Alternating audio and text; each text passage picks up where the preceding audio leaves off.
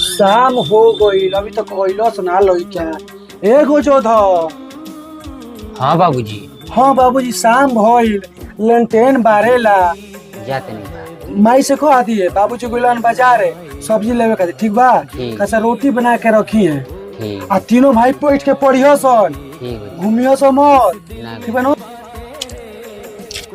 बाहर जल्दी ना तो बाबूजी आते हुए। को जो धर जा है पूरा घर में दिखा दिया, गाड़ी वाला घर में टांग दिया। ठीक बा। बउआ जा कापी तब ले हमके पढ़ लेनो।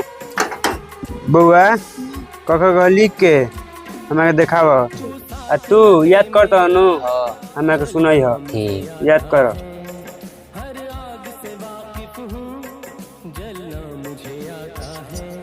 अरे बाला का रे, भैया को मैदान फिरे। ले माई के